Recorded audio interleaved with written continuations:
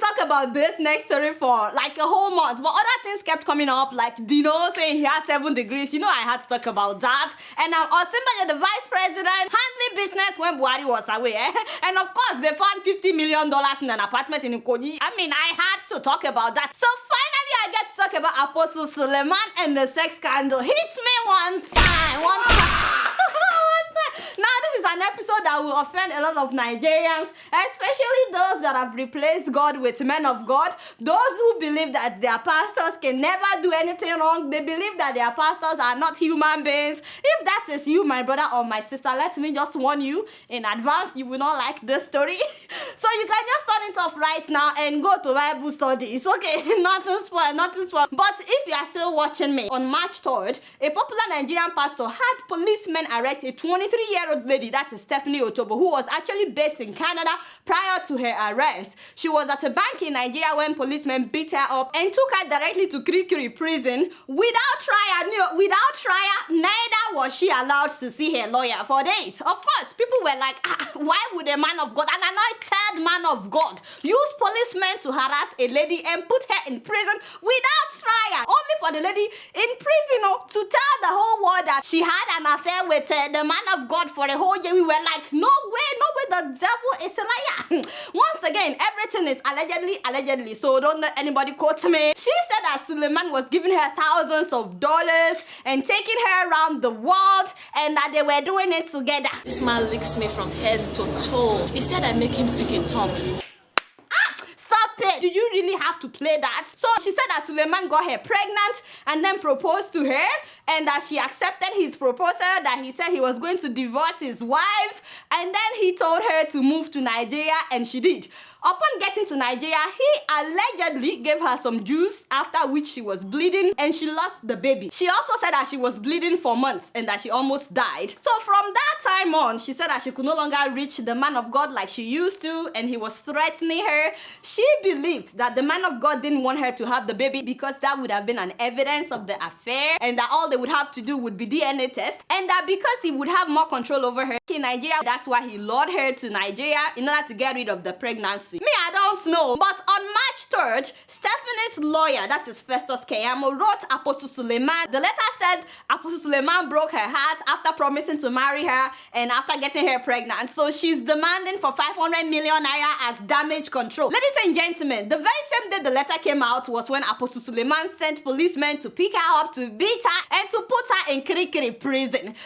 Stop right there. You know, just for 1 minute, my people. Forget that this man is a pastor, okay? Let's just assume he's a regular guy. If somebody should send you this kind of letter and you know that you are innocent and they're asking for 500 million, would you send police to go and beat them up and put them in prison? Especially considering the fact that this same man of God told everybody that he didn't know Stephanie, that he did not know her. He said that he has never met her, but he had her put in prison. Also, after they put her in prison, he charged her with terrorism. He charged her with terrorism, not slander, not defamation, but terrorism. I'm like, where did the bomb go up? I mean, I said she must be carrying bomb or some guns, and then I heard that it was about doing kiss together. I'm doing kiss with you. No, you're not doing kiss with me, and you charge the person with terrorism. Papa, again, he insisted after charging her with terrorism, he insisted that he didn't know her. I wonder how he knew she's a terrorist. In fact, he's the one that told the world that this woman is a stripper in Canada, but he said he didn't know her. I mean, for you to know that somebody is a stripper, you must really know the person. You know what I mean? Because strippers don't just tell you up front that they are strippers. Now, 3 days after she was put in prison, she was bailed, yet they refused to release her because the chief magistrate, whose signature was needed for her to be released, could not be found. For 3 whole days, they couldn't find, so she ended up spending 6 days in prison. It looks to me as if some powerful people were doing everything to make sure that that girl remained in prison for life. I have a lot of issues with Stephanie. Let me start with my sister in the Lord. You know, she's my sister in the Lord. I mean, she's always talking about God. With everything going on, she's still talking about how God is in control. And I'm like, Stephanie, really, I know you're talking about God and all that, but first of all, Stephanie, girl, let me look here in case you're watching. Like, really, girl, you knew this man was married. Did you not know that he's a married man? Abba. Yet, according to your own word, you were sleeping with him for a whole year. Abba. See, Stephanie, just because he's sending you money, forget about whether the man is a pastor. He's a married man. If you are married, Stephanie, Stephanie, would you like for another woman to be doing it with your husband? I know God is in control and God must be God no matter what. It's enough. We've had her. Yes, God is in control, Stephanie, but don't sleep with somebody else's husband. Now to Apostle Suleman. For that, where do I start? Where do I start? You know what? Let me give you guys a background, because so many people have been saying that the woman was paid to blackmail him. And for those that are not Nigerians that may not be familiar with this man, I'm going to give you just a short background. Actually, it's not that short. So first of all, Suleman made news last year when he said that Prophet TB Joshua is too small. Prophet TB Joshua is too small. You are too small. The synagogue is too small to speak against the redeemed, the CGM. Too small. Hey, too small. I thought Christians all serve one God. I didn't know that there's a competition. Especially on how big your church is. Can you imagine? And then he made news again in 2016 when he said that the governor of Kaduna State, El Rufai, would die before the end of the year. I'm talking to the Kaduna governor. You say people should get license for preaching. It's not applicable in Nigeria. I have no problem. We can test powers now. Revoke this law or die. So Suleman said that he would die before the end of that year. The man did not die. Maybe God changed his mind, or maybe God did not send him in the first place. I don't know. All I know is something happened, but the man did not die. He will die.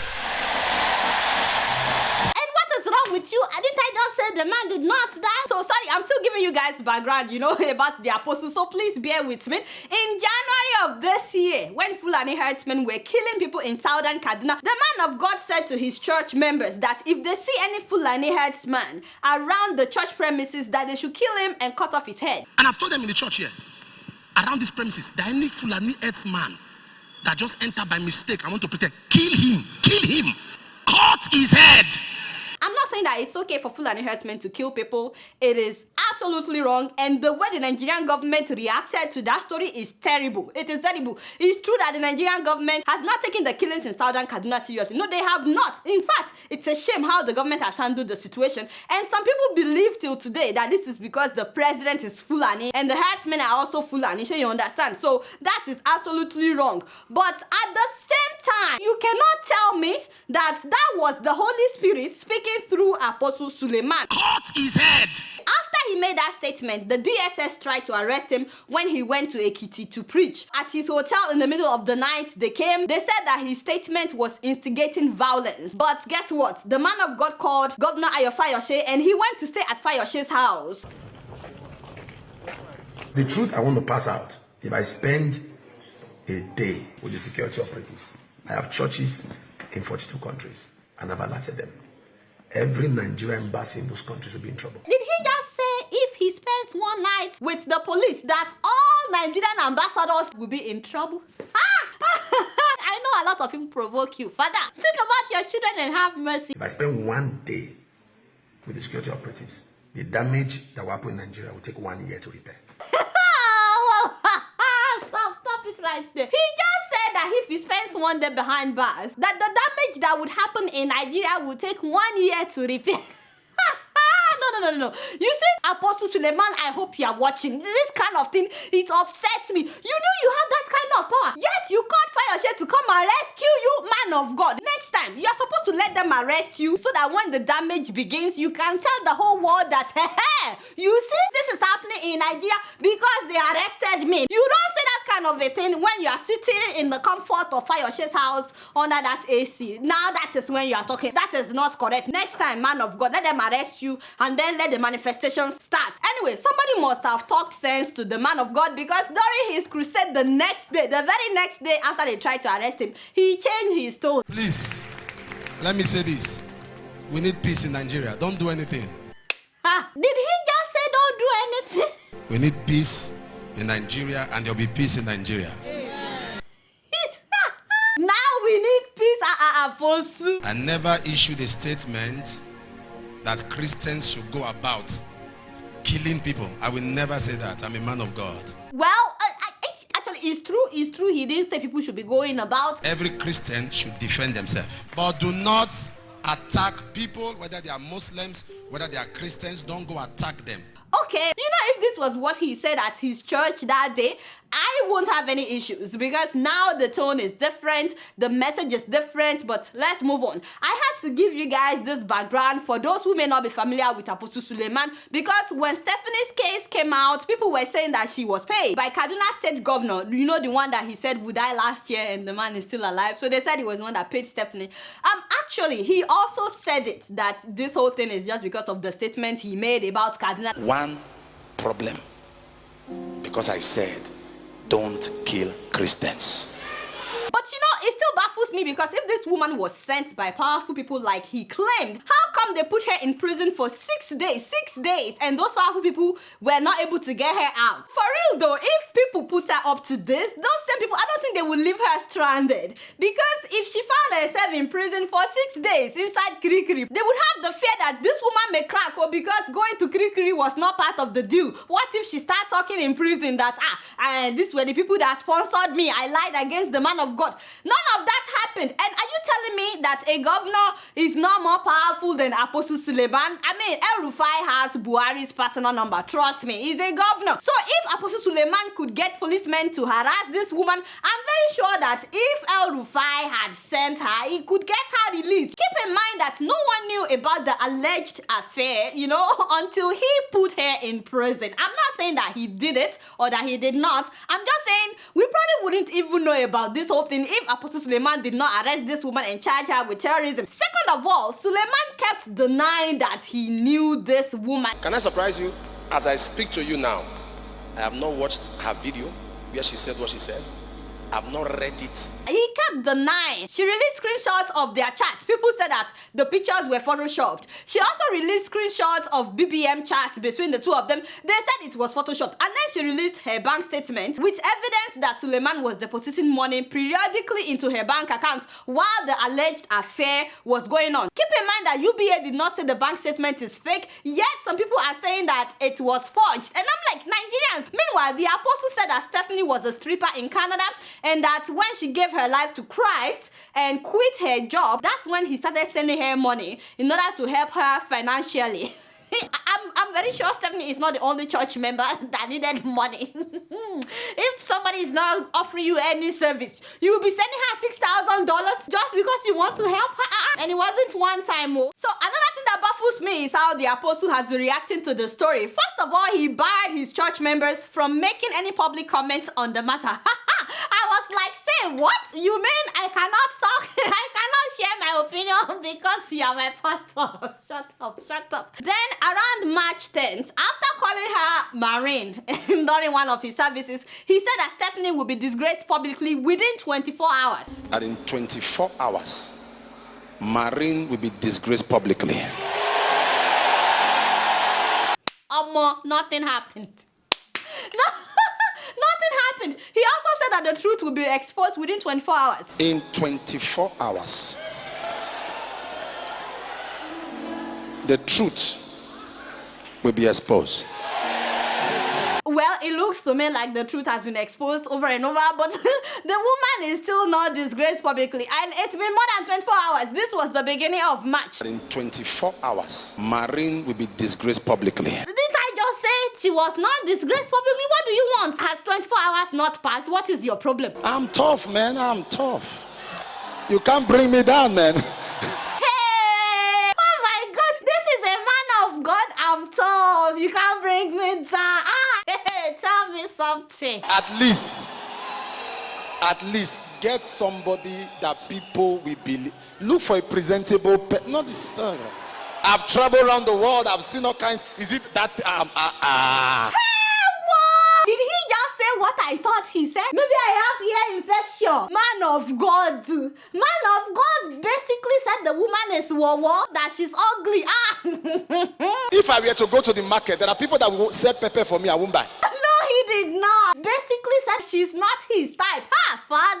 After saying all these things at the beginning of March, this same man of God said to his church that he has never seen any video of Stephanie. So how did he know that she's ugly? I was told the young lady did several videos. As I speak to you, I have not watched one. I have not read one. Damn, this man is a liar. I can't take anything except lies. I thought we left this with Lai Mohammed. What is Apostle Suleman looking for? No, baby, no, don't lie. about whether he's a pastor. Do you know that at first he said that he had no hands in her arrest? Like, he actually said he had nothing to do with her arrest. But his name was on the court document where he charged her with terrorism. And yet he told people he did not have any hands in her arrest. I'm like, hey, man of God. After that, he told his church members that anyone that believes the story should be removed from any ministry, you know? Even some members of this our church, we are having double minds. Please mark those members. Mark them all. If they are in departments, remove them. Remove them, because those are demons. No, he did. He just... I think I've had enough fun. If you're an usher, you can no longer be an usher in his church. If you were in the choir, you can no longer be in the choir. If they are in your Facebook or your this thing, tell them you are deleting them. But you know the one that got me the most was when he said this. If you have watched that video and you believed, or you contemplated believing, or you were bothered about it, do me a favor now. Knock your head. Did he just say they should knock their head? It's either you should knock yourself back to consciousness because your brain traveled, or knock stupidity out of your head.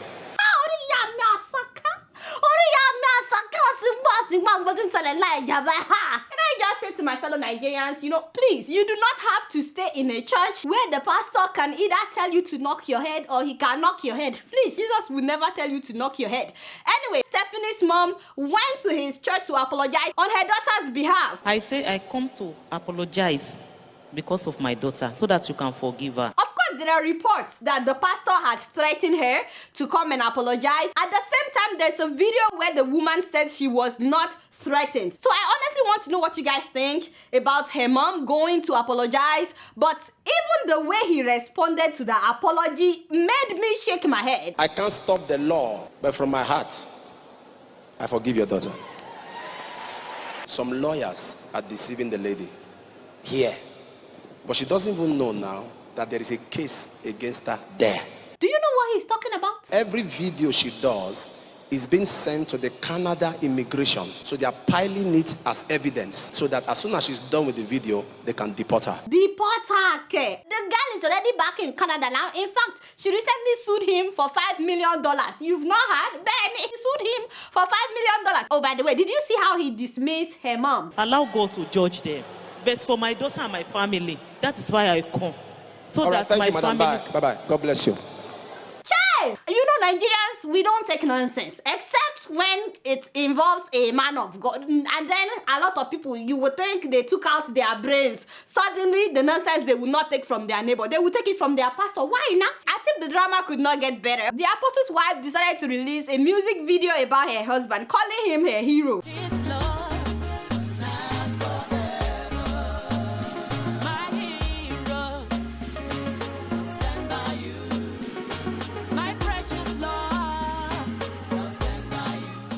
Okay, that's enough. You know, that was cute though. It reminds me of Yemi, my lover. The swing. You remember we call it Jangirova. Some people have been saying that this whole thing looked like it was staged. I don't know why people say that. Just, you know, enemies of progress. And they're also saying that it's just a cover-up, that how come she suddenly released a music video when the whole thing was getting hot. Me, I don't know. All I know is that 2 other women came out accusing Suleman of sleeping with them as well. One of them, however, asked for protection from Kaduna State government, which made a lot of people believe that she was put up to it. However, investigations on the state vehicle registration website revealed that this same man of God had bought a Mercedes-Benz SUV for a popular Nollywood actress, that is Adeola. There were reports that he also bought her house.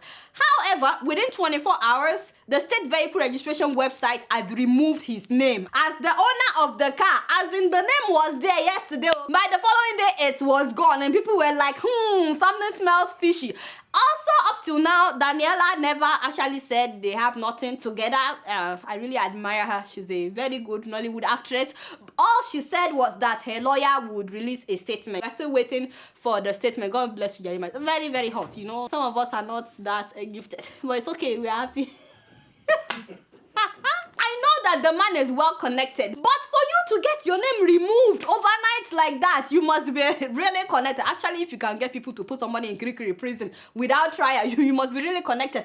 You know, the truth of the matter is that it's high time that the church stop excusing crimes because it has to do with an anointed man of God. We need to understand that so many so-called men of God are now abusing that platform to commit all kinds of crimes. And not only that, you need to see Christians on the internet defending their papa, and they'll be abusing people in the name of Jesus. She just came out from nowhere, begin to blackmail Pastor Suleman. Look at her teeth. Her teeth is so ugly. You are a disgrace to women. You are a dog. Your faces look like goat. I want the Christian to know they should rise up and pray.